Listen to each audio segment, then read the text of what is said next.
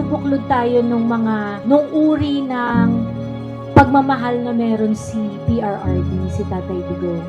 So, honor po sa amin dito na makapunta.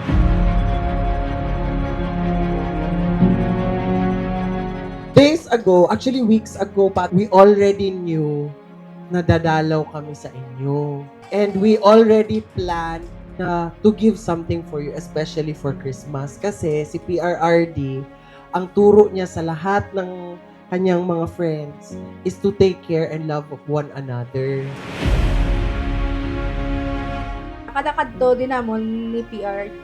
Pero may agit ginamuno or palagi niya sinasabi na just hindi pagkalimti ang mga tiguwang dira sa piya. Siguraduhan may grocery sila.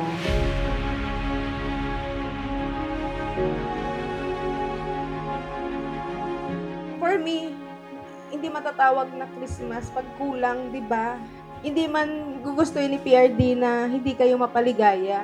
That's why na kahit mabigat, pinilit talaga naming pumunta. Gusto ni PRD talaga na maramdaman niyo yung pagmamahal niya away. Kahit wala siya dito, pero yung spirit ng Christmas, maramdaman niya.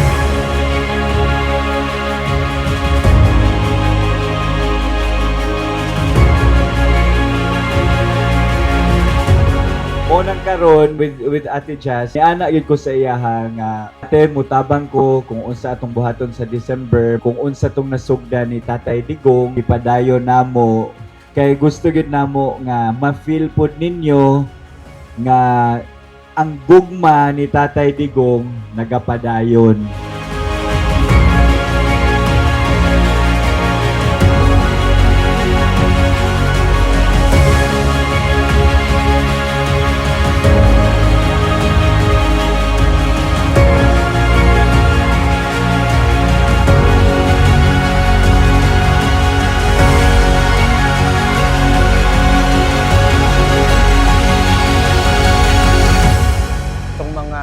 Charity works ni PRRD. Actually, lagi naman tong ginagawa ni PRRD.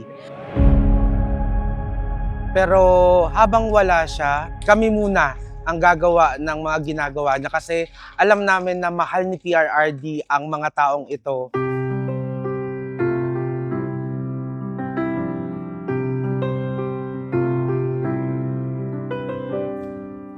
Call the kids in from outside. Tell them that it's almost time. Tayo po na nagmamahal kay PRRD, hindi tayo titigil, hindi tayo hihinto sa pakikipaglaban para sa tama at sa pagmamahal sa kapwa natin Pilipino. Thankful to be here again. Gather round and take a hand. Let's all say together we are grateful for these blessings, for good food with the ones we love. Tatay Digong, ulit na Tatay Digong, we wish you soon. There's always enough.